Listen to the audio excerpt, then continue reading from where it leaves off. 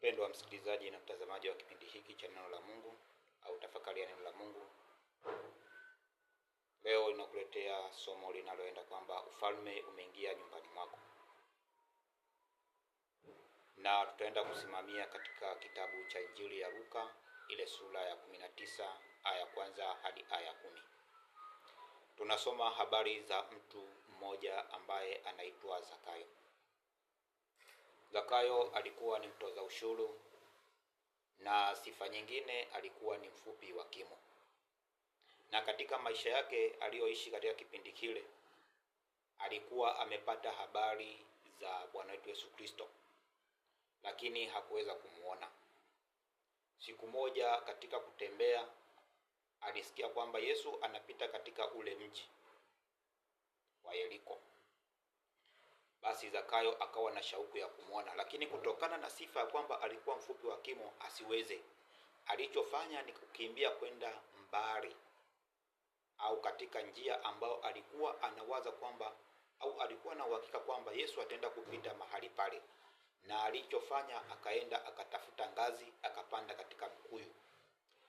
Na ashukuriwe Mungu kwamba Yesu Kristo alipita katika ile njia.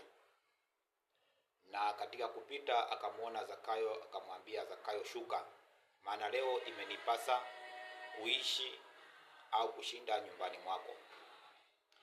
Mpenzi msikilizaji na mtazamaji wa kipindi hiki, Mungu anapokutafuta, haijalishi upo katika maeneo gani, haijalishi upo katika njia gani, haijalishi upo katika mazingira namna gani, mahali popote atakupata. Zakayo alikuwa amepanda katika mkuyu au mbuyu. Alipokuwa amepanda kule, Yesu alifuata huko huko na akamwambia, shuka, leo imenipasa kukaa katika nyumbani mwako.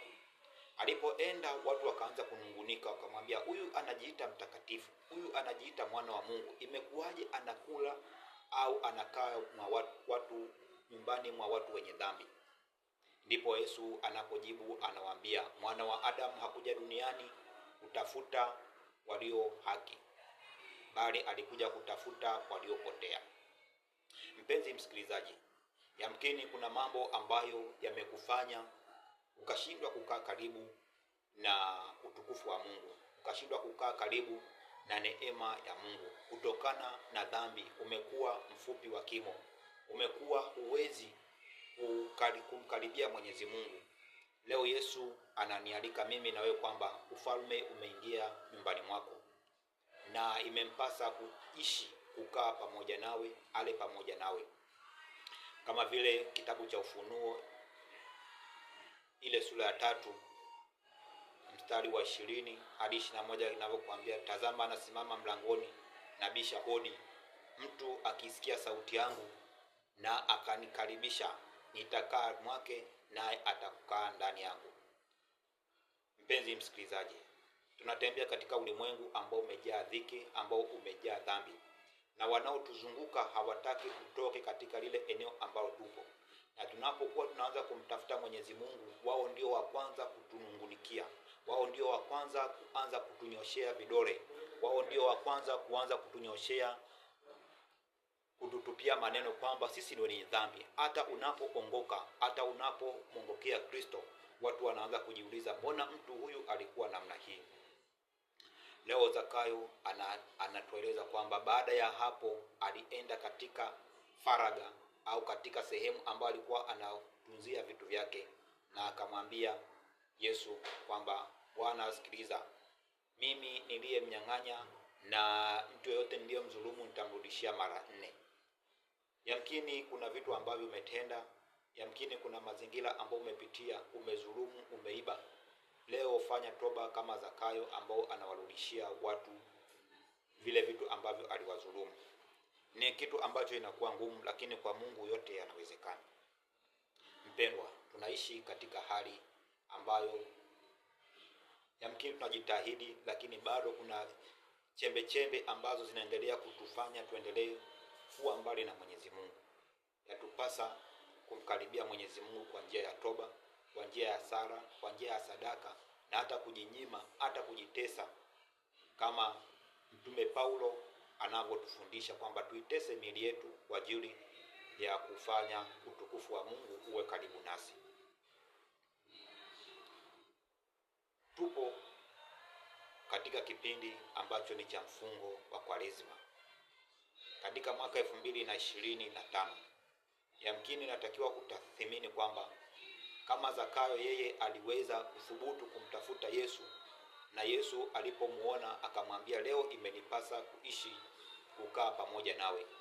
Nawe hakikisha kwamba katika kipindi hiki unapoelekea Pasaka, basi Yesu Kristo akafuke pamoja nawe ili ukaweze kuishi na kutafakari yale matendo makuu ambayo Mwenyezi Mungu ameweza kukujalia, na iwe ni mwendelezo wa maisha yako. Ukaishi kipindi hiki kikufanye kuwa ni kipindi cha tathmini ya mienendo yako, ili ukajirudi na kumgeukia Mwenyezi Mungu. Zakayo alifanya tathmini kubwa sana. Akaona kwamba ile hali ya utoza ushuru ambao alikuwa amewanyang'anya watu, alikuwa amewadhulumu watu, akaona yale sasa yatosha.